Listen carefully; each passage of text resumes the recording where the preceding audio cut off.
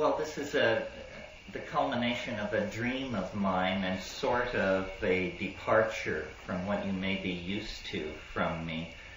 I think inevitably this weekend will be a little more personal and maybe less cosmic than some have been, because I sort of have to open my private life to you, because what I'll be doing this weekend is basically sharing a friend.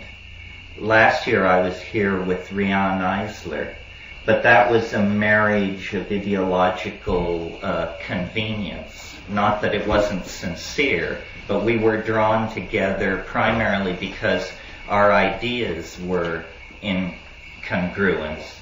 Nicole and I, on the other hand, were drawn together primarily because our patterns of intoxication seem to be in congruence.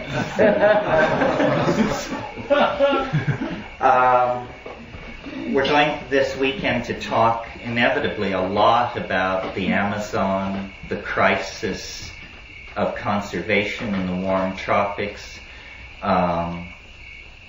vegetable medicine. Nicole is a world expert. She's spent over 40 years in the Amazon after a very complex and fertile time spent in the Far East before that.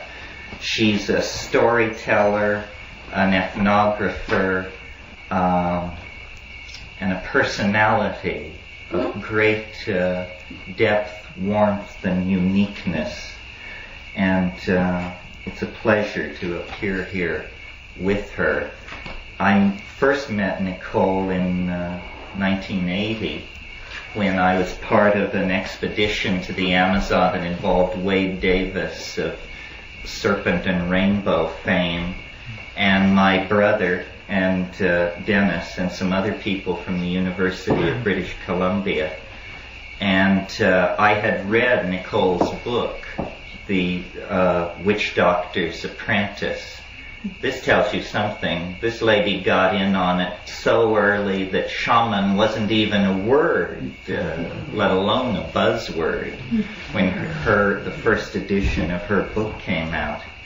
And I quickly discovered in Iquitos in 1980 that all roads seem to lead to Nicole.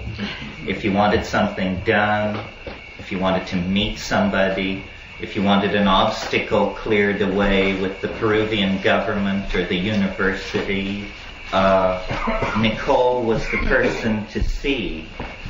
And one of my weaknesses is for characters. And I've collected them in all times and places. My charm bracelet has such peculiar specimens as Ralph Abraham, Rupert Sheldrake, Nina Wise, Joan Halifax, unique types. I mean, they threw the mold away before they made these people. And Nicole fell into that category. So, in line with that picture of our mutual love of hell raising, I have to tell you that we stayed up much too late last night, and so we're mere shells that sit before you this evening. Yes, and some of you, I understand, are mere shells. When I really feel like a mere shell, I feel like an old wasp's nest. So what I thought we would do this evening is we want to meet each of you. This is Roy Tuckman is on vacation this month, so we have an intimate group. If otherwise we would have had a financially successful group. So we trade one breakthrough for another. But what I would like to do this evening, briefly, is go around the circle and just hear who you are and what your interests are, and maybe a statement of your expectation or your hope for the thing. Make it brief. one cannot say often enough in these situations that lack of brevity is proof of psychosis. So please bear that in mind. 50 people are looking at you and wondering how balanced you are. So this is an opportunity to lead them astray. And I'll slyly organize it so that we come around, and then it will come to Nicole last before me, and then I will tie it all up if I can. So why don't we do that just briefly? Before we start, let me say we will have 3 meetings tomorrow, one in the evening, the other 2 in the obvious slots, and 1 meeting on Sunday. And all of these meetings will either be under the teaching tree, which is immediately outside, or right here if the weather turns bad on us. Tomorrow night's meeting will be here. So why don't we just quickly go around the circle and introduce ourselves. Michael, why don't you start? Okay, hi, I'm Michael. I spend my time living here at the Ojai Foundation and at Omega Institute in New York. And Terence, his material and influences that he's been influenced by have been important to me as well. I love science fiction and I love Tai Chi. Glad to meet you. My name's Leon. I also work here. Terence changed my life, to be honest. I'd always been rather scared of the psychedelics, and I met him at Esalen a number of years ago, and he was the first person who said something sane about them that really changed my thinking. And ever since, I've been greatly stirred, really, by his ideas, and they really impacted me a lot. So I'm very thankful to be here with you again. Glad you're here, Liam. I'm Julie Wellings. I live down in the valley here. And I'm anxious to hear Nicole's story. My name's Stephen. I heard you one day on the radio about 6 months ago, and it was the first time I ever had any validation on what was going on in the other world for me. And you verbalize it when you talk about it, and it's what I experienced. So it's just it's really brought some light into my life, and I really appreciate it. That's why I'm here. My name's Elaine, and I'm here because I'm feeling a draw to shamans and get reconnected with the earth and make a contribution where I can do help. I'm Marilyn Nicola. I'm a work scholar here at the Ojai Foundation, and I'm especially concerned about the threat to the tropical rainforest. My name's John Wymore up in Albuquerque. I'm a temporary part-time staff member. I'm anxious to find out who the hell you are. Me too. So I'm Joe Lasowski. I'm a painter, fine arts. I started doing psychedelics with Wheat Shoal Indians maybe 20 years ago, and I met Terence. It was like a meeting with shaman at Esalen maybe 10 years ago. My name is Christopher, and I have a interest in the Amazon and psychedelics, and very often haunted by Terence in terms of the radio and other media. My name is Nina, and I'm a performance artist and old friend. And I expect the unexpected. Yes, Nina.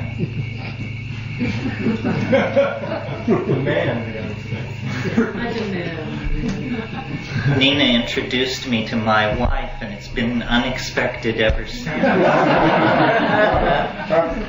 And I'm really delighted to meet Nicole. I'm Faustin Bray. With Brian Wallace, we composed sound photosynthesis in a band called Into It. We produced Terence and Kat and many other folks around the town that you have come to know and love.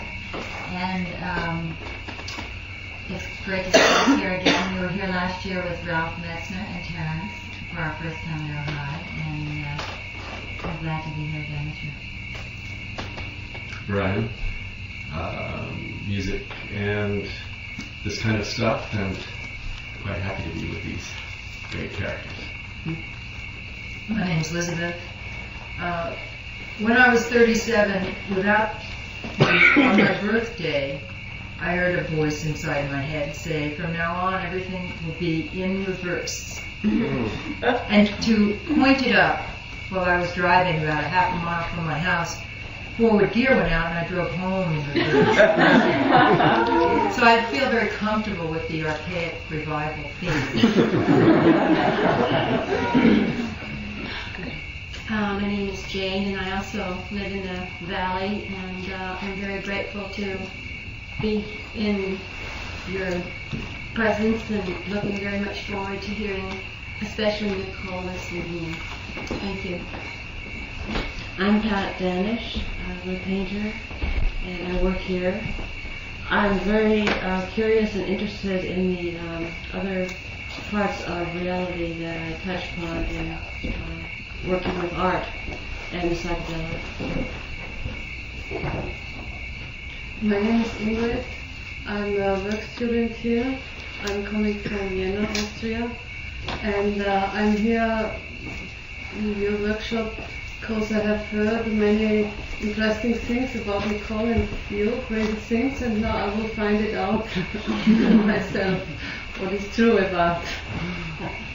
My name is Anne, and I'm an artist, and I live in Ohio and Santa Monica, and I've heard enough that I'm fascinated by this information and looking forward to hearing more. My name is Kevin, and I came because I got somehow I got on the mailing list, and they sent me this out, and I looked through them, and this one looked really interesting. So I have no expectations. I heard Terence speak once down in Los Angeles, and that was interesting. So I'm looking forward. Well, if I'm looking forward to it, then that's an expectation. But yeah, I'm looking forward to it anyway. Welcome.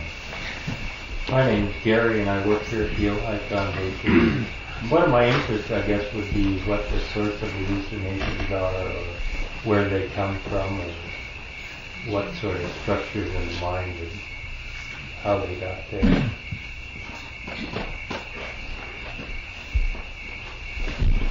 My name's Terence and I live in Los Angeles, and I like plants, and I like to grow them and deal with them and see them grow.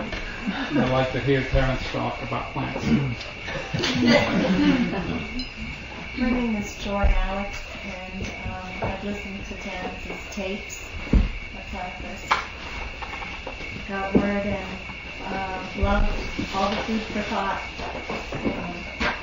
And what more?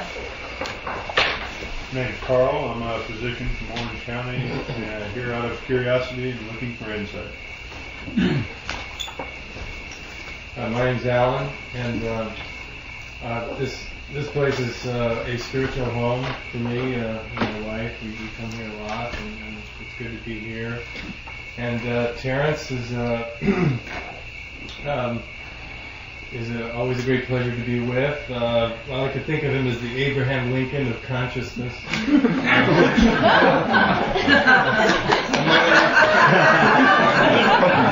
Among other things. And it's particularly exciting to have an opportunity to meet Nicole and have a chance to spend some time with the two of them together. Finished. I'm Marion. I'm an old friend of Terence's, and I'm happy to meet Nicole. And I'm interested in the stories about the forest and the Amazon. Good. My name is Randy, and And I'm not familiar at all with Nicole, but I'm familiar with Terence and the Amazon, and we're looking forward to everything we haven't heard yet, I guess. I think we've heard quite a bit. You've heard quite a bit already.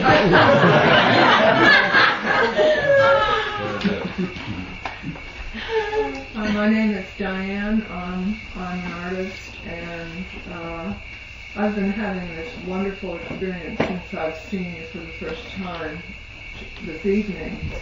We've been listening to True Hallucinations, and I've seen your photograph, and some very strange phenomena is going on for me, because hearing you speak, I mean, I heard you speak as I was going down the path. In my head, it's sort of full of your words, but it was coming from a speaker. And I don't know if I'm explaining this right, but it is a very strange phenomenon, a true hallucination. Hi, I'm Max August. I'm a therapist, and I'm interested in consciousness and what time, space, and reality are all about. And it seems like you have some things to say about that. My name's Daniel Siebert, and I'm a plant grower, and I run a partnership with a girlfriend in a sweater business, and I received an itinerary of Terence's a couple of months ago, and there was an asterisk next to the Nicole Maxwell event, and down at the bottom it said, "Should be very interesting." So that's why we're here. My name is Ellen, and I design sweaters, and Daniel left out part of what he does, which is he has a magical plant business, and we're very interested in plants from the Amazon and with psychoactive effects. Yes, Daniel and Ellen have a business which is one of the few places in the United States where some of these psychoactive and medicinal Amazonian plants actually find a commercial outlet. I'm Laurel, and I'm from New Hampshire, and very much of a child to this whole consciousness thing. I'm looking for some new answers to old problems, or old answers to new problems, whichever one you get. Hi, my name is Bob. I work at the Ojai Foundation, and I've gotten a lot of different perspectives on your work from the staff here, and I found it rather intriguing.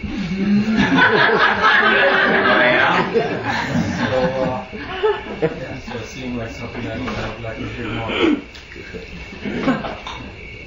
My name is June, and I'm here because I like being with people of like mind. And I'm very interested to hear both of you speak. I write, therapist, and do artwork. I think I'm in very good company.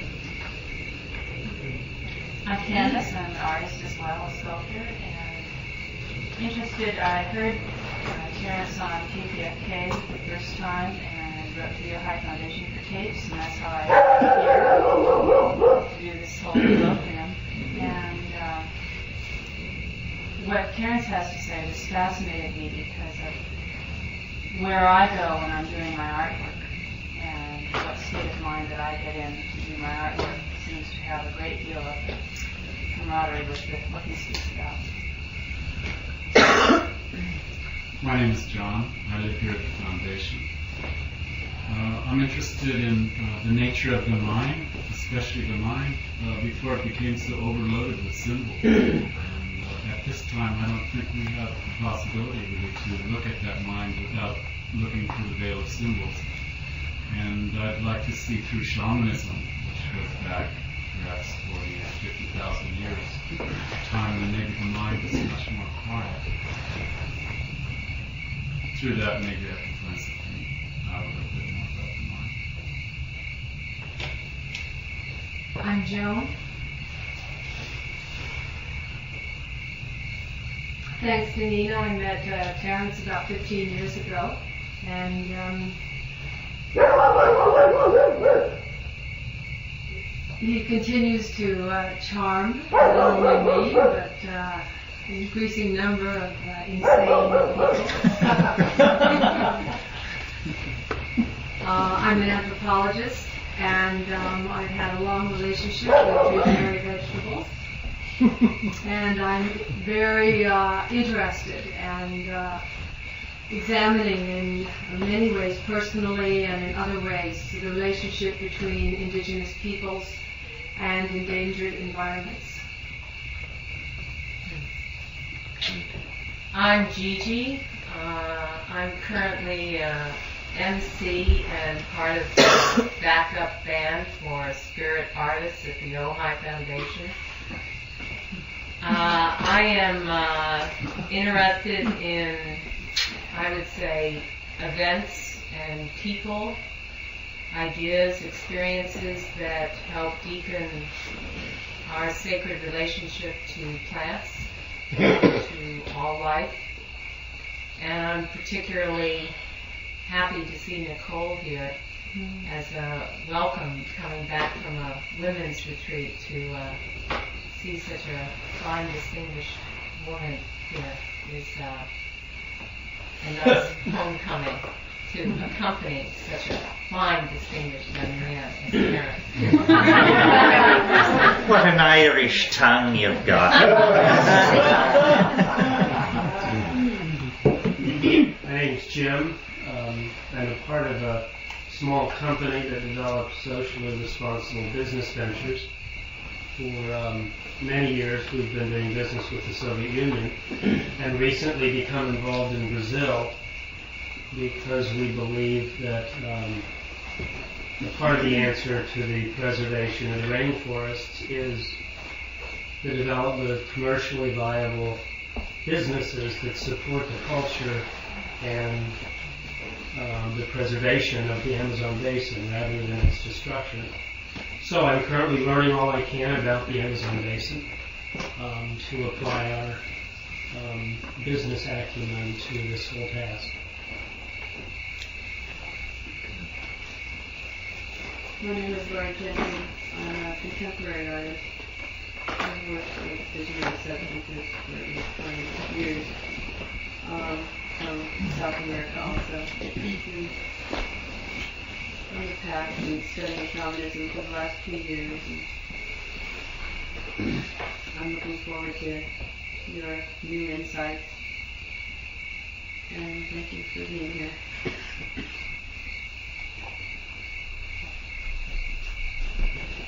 My name is Marina, and last year I went to the Amazon for the first time. I stayed for a couple of months. I went to Brazil, different parts in the Amazon.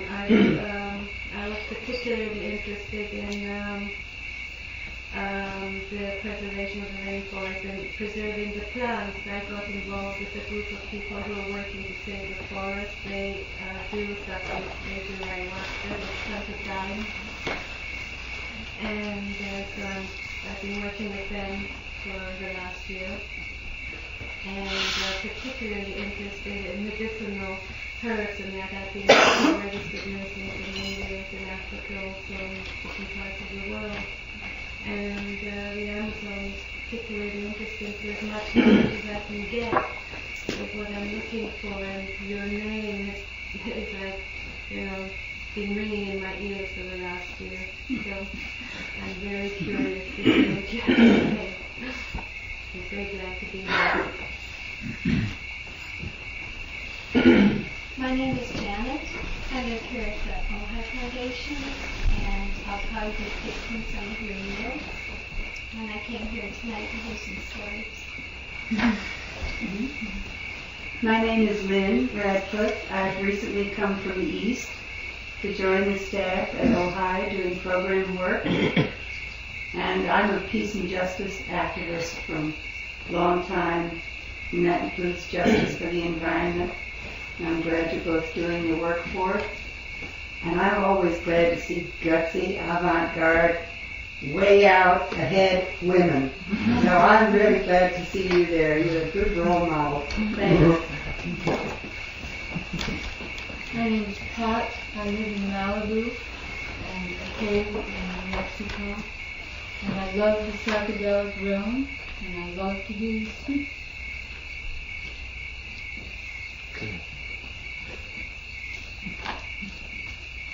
My name is Dushanka, and I was recently introduced to you via a tape at your presentation at Esalen, and I found it very inspiring, and I wanted to hear more. So I'm glad I'm here. I'm Sarah, and I like to hear Terence talk, and I'm glad to hear Nicole talk. My name is Lily, and I live here in the valley.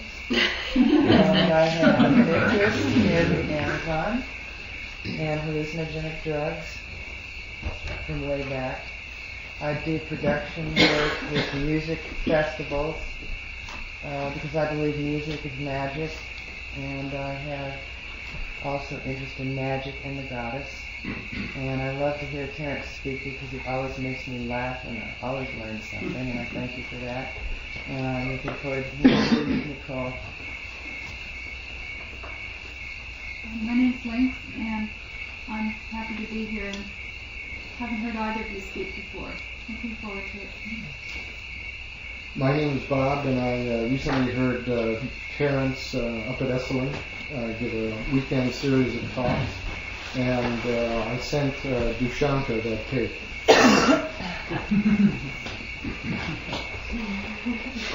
had to give you credit for it. I'm Eric. I'm semi-lucid insomniac, and I'd like information. Thank you for sharing.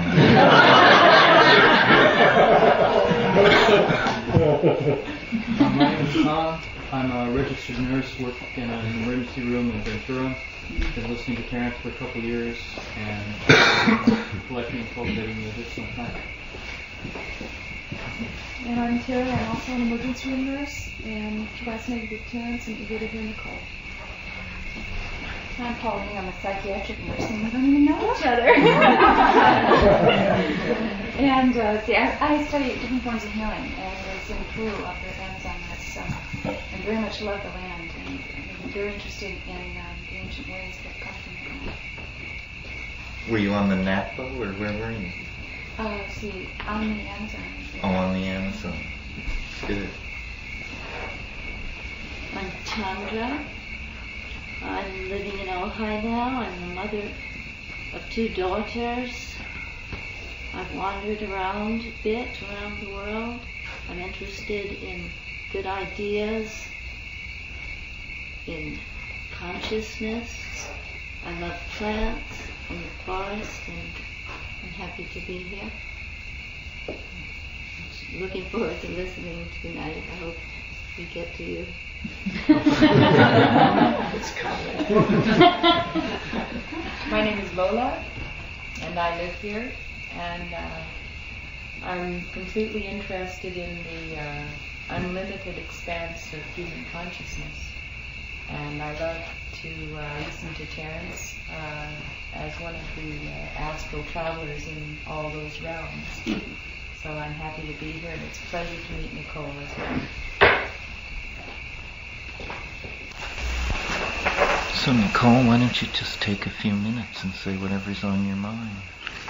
Well, the first thing I would say that I ought to is I never really thought too much about the out of the ordinary experiences that we all have, because they seem so natural. And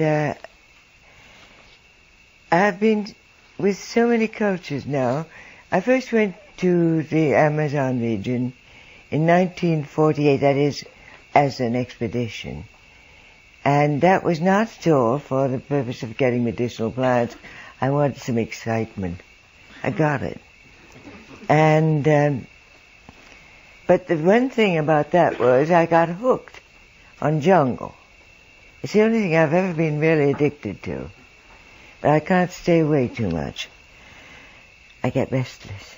And it does that to some people because, you see, it is an entity. It is not just a bunch of trees and rivers and mud and bugs.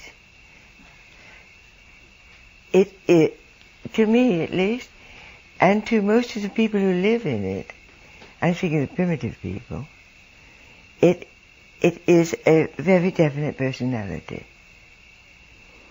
And it has power. And so that is why I have to keep going back. My first trip did it. I got into a tribe who'd never seen a white skin before. They didn't think much of it. They took my hand and went this way. And then they said something and everybody broke up, just howling. And I kept saying to my guide, "What'd they say, Alfredo? What'd they say?" And Alfredo was laughing so hard he couldn't say. But he finally dried his eyes and said, "He says, that isn't white paint, it won't come off. She's really got skin like a fish and eyes like a fish belly, and she's hideous." So that went my ideas of being the white queen of the jungle. And after that, I learned that these people were very different from other people I've known in that you could really trust them anywhere. I was with a group of heroes. They're the ones who cut off the heads of people that they kill in battle and then shrink them. It's quite an easy matter. It's nothing particularly magical. They boil the head a little bit and then make a slit up the back and peel the skin off, delicate cutting around the cartilage, and sew it up again and then fill it with hot rocks, and smaller hot rocks, and then finally sand and they sort of model it and you get a nice little shrunken head called a Sansa. And so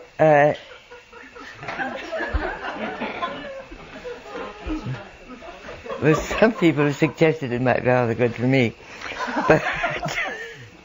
but they were. This was my first encounter with primitives, except for a very brief one in Laos, in Indochina, as it was then. And I discovered they wanted everything I had, of course. Safety pins were the greatest, the most popular. I had fortunately somehow got the idea of taking a lot of safety pins. And since the women wear a dress that goes a piece of cloth wrapped around and brought over one shoulder, rather chic, and fastened here usually with a thorn, safety pins combining the elegance of jewelry with modern technology were a great success. And they also rather sometimes wanted cloth. They weren't so sure. I'd taken a lot of gaudy stuff in. And, but they didn't, mostly they wear brown. Stuff they weave out of the native cotton. Cotton grows all over the place. And then dye brown and make into their clothes. But I could leave everything I owned spread out because you're always getting wet in jungle, getting rained on, or your raft. I was on a raft for that one because we'd gone through some rapids you can't take a canoe through. And everything out to dry, and I could go away all day, and they wouldn't touch a thing. They're very, very honorable. In fact, honor is all they've got, you see, because they have any possessions in a short time will get mildewed, or they'll be eaten by bugs, or they just plain rot. And so you can't be anybody important by owning things. You have to be it. You have to be the best hunter or the best warrior or whatever. And it works out rather well until our people come along and teach them lots of other things. But that was the first trip, and I learned to respect and admire these people very much. And I had to keep going back. And so I'd been hearing about medicinal plants all the time I'd been in South America, which was by then 3 years, and that the Indians had wonderful remedies, and I didn't believe a word of it. I'd had a year and a half of medical school, and these savages couldn't know anything that my professors didn't know. That's what I thought.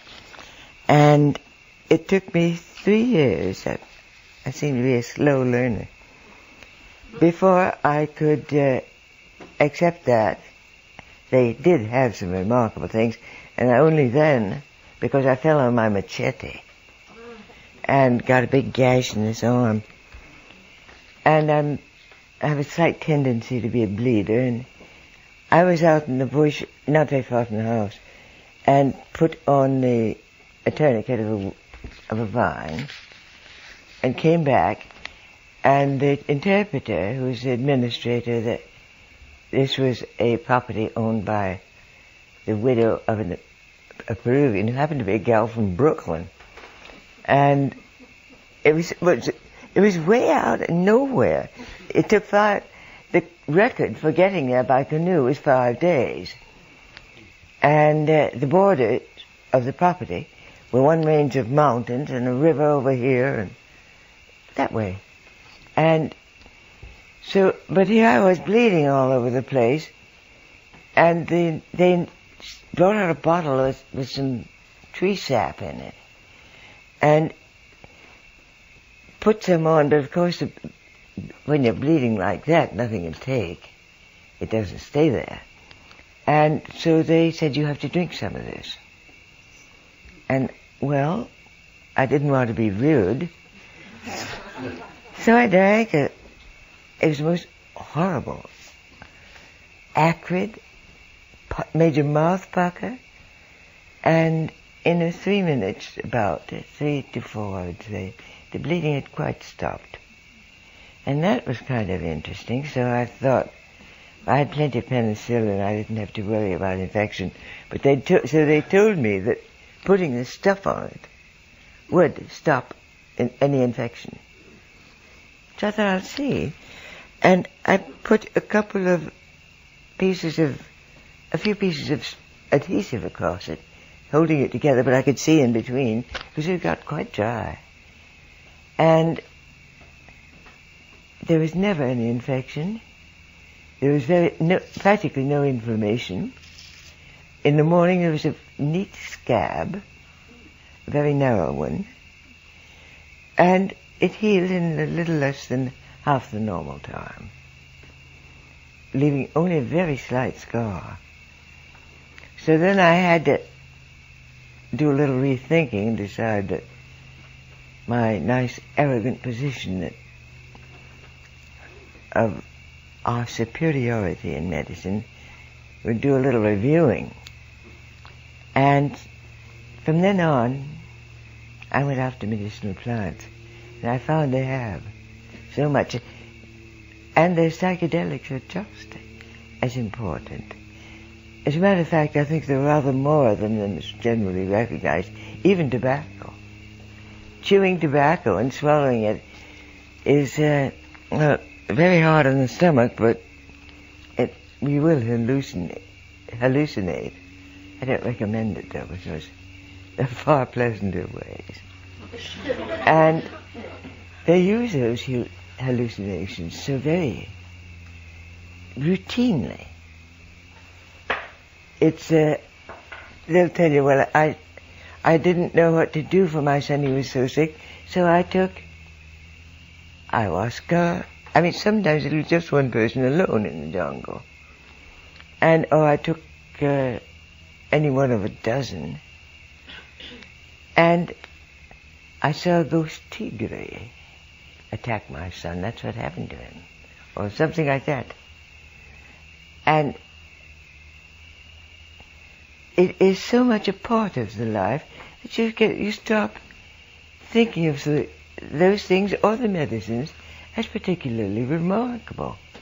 They're there, and you use them as you would use soap or any ordinary thing, but with greater respect. There is a very definite need that is manifested to respect the things you use, especially the psychedelics. I remember the first time I took home a piece of ayahuasca to plant in my garden. The shaman who gave it to me was a very nice friend of mine who lives quite near Iquitos in Picuruyaco. You've been up there, haven't you? And they have it's a little village, mostly of mestizos who, being, well, most of them aren't too far from a tribe themselves, and Nouveau Civilisé is very much like Nouveau Riche. They have great contempt for the poor, and the poor in what we consider culture. And so the Indians there, there are about 8 of them, Yagua, and Witoto mostly, and Bora. And they stuck together, and they took their things to the market and all that. And I didn't realize when I first got acquainted with them that 3 of them were shamans. And I didn't know that until one day one of them came to my house, and it was Vicente, who was quite old, and he was blind. It was very hard for him to get around, and he had to cross a river and then get on a bus or walk from Bella Vista. Is about 3 or 4 miles. And he had a little boy guiding him. It was raining. So I realized this was not just a dropping in to see a friend. And he sat down and he said, "You have to save me." And I said, "Well, what do you mean? What can I do?" He said, "They will arrest me for murder." And I said, "Whom did you kill?" And he said, "I didn't kill anybody. It's Belisario." He said, "You know, I'm a witch." I hadn't known it. And he said, "Belisario's a witch too, and he's off on a trip somewhere."